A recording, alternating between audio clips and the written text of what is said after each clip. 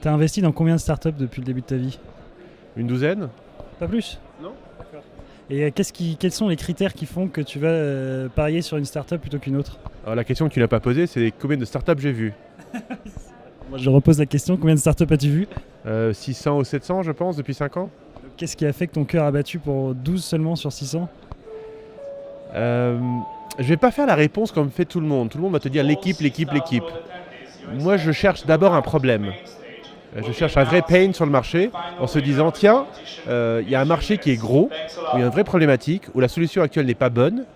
Et moi je vais, comme disent les Américains, jeter de l'argent à un problème, à une équipe qui cherche à résoudre ce problème-là. C'est la première chose que je cherche. Est-ce que tu as l'impression du coup de faire avancer l'humanité? Enfin, quelle est un petit peu la raison ultime qui t'anime? C'est une approche purement patrimoniale, capitalistique de retour sur investissement. Est-ce que justement le monde va pas trop vite? Est-ce qu'on n'investit pas trop d'argent dans des petits projets dont on ne sait pas encore ce qu'ils vont devenir? C'est malheureusement le cas, essentiellement dans la vallée, parce qu'il y a eu une reprise du marché d'introduction en bourse depuis 3-4 ans, ça fait pas mal de millionnaires, et du coup ils financent tout et n'importe quoi à nouveau, comme il y a 15 ans pendant la première bulle d'Internet. Ensuite, il y a l'accélération de tous ces incubateurs, il y en a des centaines maintenant dans le monde, qui prennent n'importe quoi comme projet. Leur business model, eux, c'est de faire payer, prendre des parts de marché, des parts du capital, qui eux-mêmes, donc, du coup, sont financés ensuite par ces business angels qui n'y connaissent rien.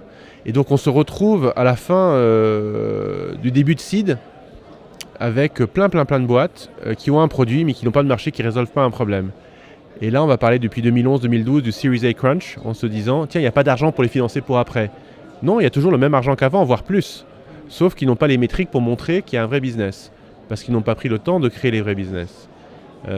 Donc oui, on finance un peu tout et n'importe quoi, et c'est pour ça qu'il faut faire attention, garder des critères. Quelqu'un ce matin sur le panel des 50 startups avec bilan disait un très bon investisseur est un investisseur discipliné.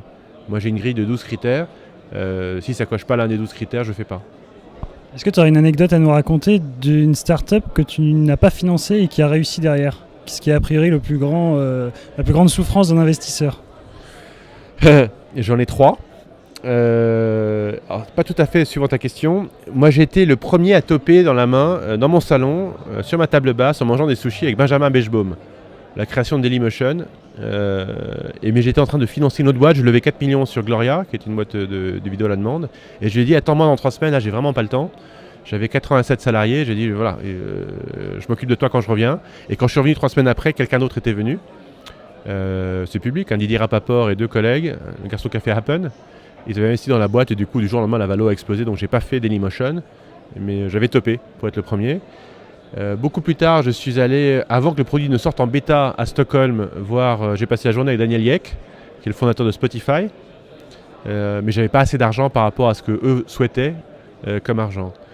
Troisième histoire, j'étais à Dubaï l'an dernier, j'ai trouvé une super boîte, qui s'appelle Prite, qui vendait de l'accès à Internet comme du prépayé, donc comme du Wi-Fi, une demi-heure d'accès à Internet, mais par application.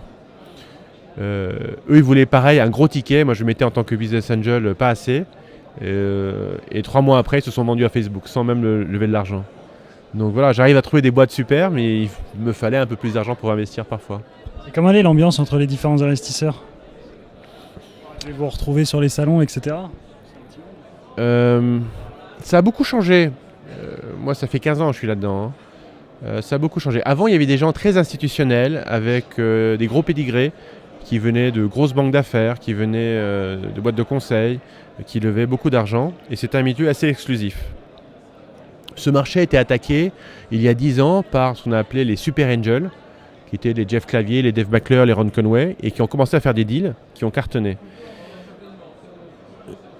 Donc on est devenu beaucoup moins propre sur soi, tu vois, on n'est plus en cravate, chemise blanche, mais en basket, en disant fuck, je pense à Maclure, tout le temps. Ce qui fait qu'on a complètement changé la manière de faire du VC. C'est là on a inventé les nouveaux instruments de financement. C'était plus les parts avec des énormes papiers chez les avocats, mais c'était les notes convertibles, par exemple.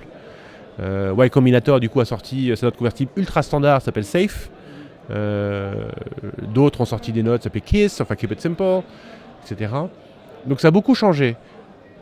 On voit moins maintenant les gros. dans les salons, ils se déplacent moins, ils sont toujours très locaux, ils fonctionnent à l'ancienne, donc ils aiment bien être à 1 heure de leur bureau max. En revanche, dans les super angels ou dans les angels, ils sont très très mobiles. Et par exemple, je retrouve ici, la dernière fois que je l'ai vu, c'était il y a 6 mois à Ibiza, José Marín, que l'on ne connaît pas, il n'y a pas sa photo sur scène, il n'y a aucune photo de lui sur Internet, qui est le patron d'IG Expansion. C'est l'associé traditionnel de Fabrice Grinda dans leur deal, ils font tous leurs deals ensemble. Ils ont un gros focus sur l'Europe de l'Est, l'Amérique latine, et ben lui il est là. Donc les gens qui font vraiment les deals early maintenant, qui détectent vraiment les tendances, eux ils se déplacent, ils sont très présents. Alors à ta question, comment est l'ambiance ? On syndique beaucoup, contrairement à dans le temps où si c'était un bon deal on le faisait tout seul. On syndique beaucoup. Moi je me suis retrouvé aujourd'hui avec peut-être sur ma douzaine de deals avec 30 investisseurs assez connus, de First Round Capital à 500 startups, à Softech VC, etc. Chacun met un ticket. Avant, on n'aimait pas avoir beaucoup de gens parce qu'il fallait les gérer. Maintenant, on est beaucoup à être autour de la cap table et c'est pas plus mal. Donc, c'est plutôt très très coopératif. C'est rare qu'on te dise on est concurrent. Mais on peut se faire outbider, tu vois, comme les exemples que je t'ai racontés. Plus pour le fait qu'eux, ils mettent plus d'argent d'un coup qu'autre chose. Dernière question, du coup, toujours sur les relations, est-ce que tu as l'impression que les gens sont sincères avec toi ? Parce que quand tu arrives, qu'on sait que tu peux investir dans la boîte, etc., est-ce que tu penses qu'il y a toujours une forme de sincérité ou est-ce que ça devient des relations un peu bizarres ?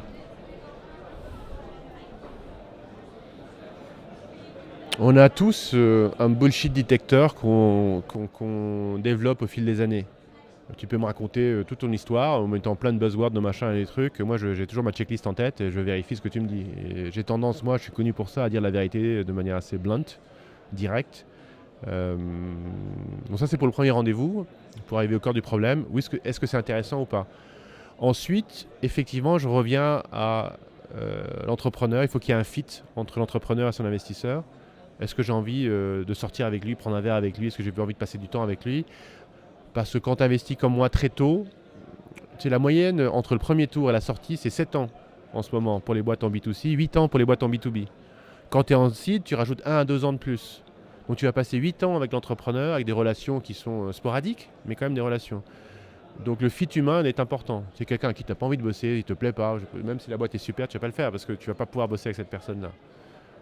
Mais je reste sur mon premier critère qui est est-ce qu'on résout un vrai problème, est-ce que la solution apportée est suffisante, est-ce qu'elle est défendable, et puis ensuite j'ai mes 9 autres critères. Super, merci beaucoup.